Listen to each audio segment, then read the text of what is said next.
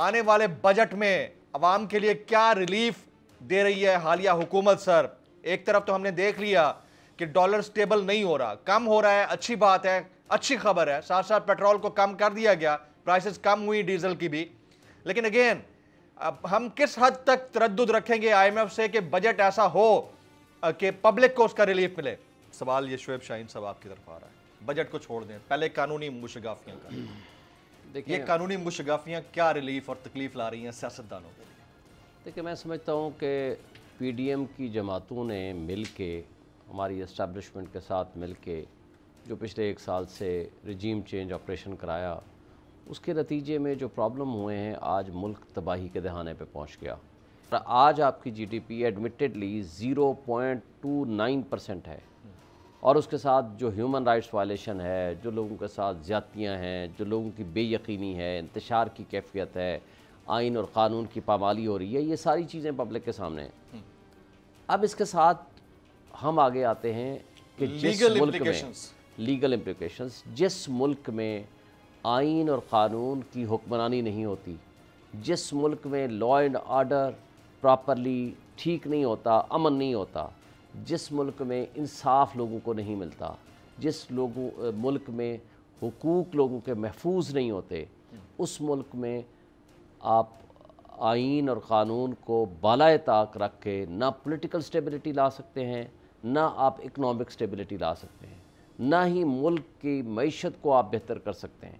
معاشی break down ہو گیا اس زمانے میں، لوگ بے روزگار ہو گئے، جس میں تو کوئی دوسری رائے نہیں ہے، مہنگائی پاکستان کی تاریخ میں سب سے زیادہ ہے، ریزرو آپ کے پاکستان کی تاریخ میں سب سے نیچے چلے گئے، اور ڈالر جس ریٹ پہ چلا گیا، اور آج میں سمجھتا ہوں کہ اس سے زیادہ اور کیا تباہی ہوگی۔ 360 پہ جب نیچے آیا ہے ویسے کل دیکھیں 300 تک مل جانا بھی مل نہیں رہے نا، 300 پلس میں بات یہ ہے کہ صرف بظاہر ایک کہہ دینا کہ 300 تک آ گیا یا 300 کے نیچے لے آیا، لیکن یہ کوئی رزلٹ 360 پہ جب گیا، آسٹریلیا میں یہی ہوتا تھا نا، 5-10 روز ان کی کرنسی ڈاؤن ہوتی تھی، ہوا یہ کہ جب 360 پہ گیا تو بریک ڈاؤن ہو گیا ان کا ملک۔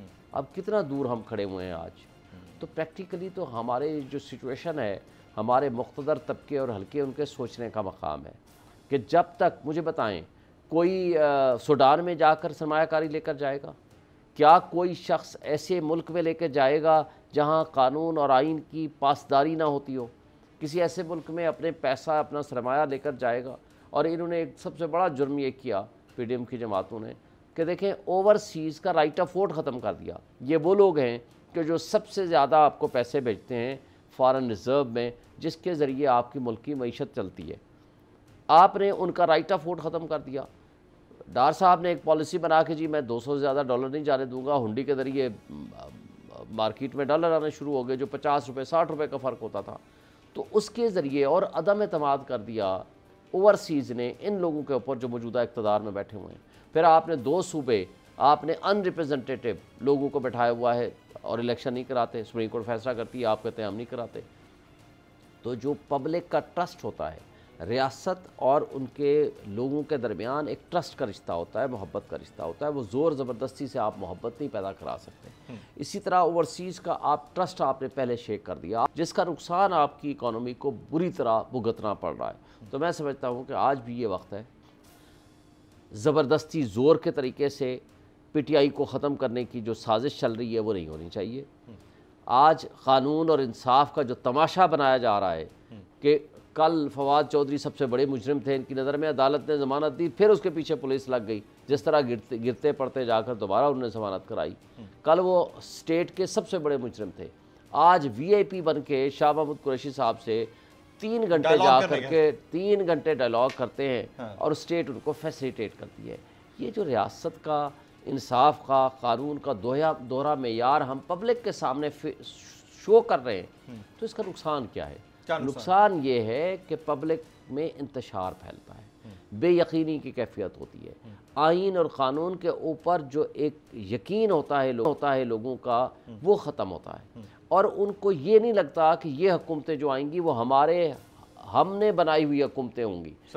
جمہوریت کے اوپر جو یقین ایک ہوتا ہے وہ ختم ہوتا ہے, تو وہ ان کو وہ حکومت اپنی نہیں لگتی. جب وہ اپنی نہیں لگتی, ریاست اپنی نہیں لگتی, تو وہ انتشار ہماری قوم کے لیے تباہی ہے. تباہی ہے, بالکل ٹھیک.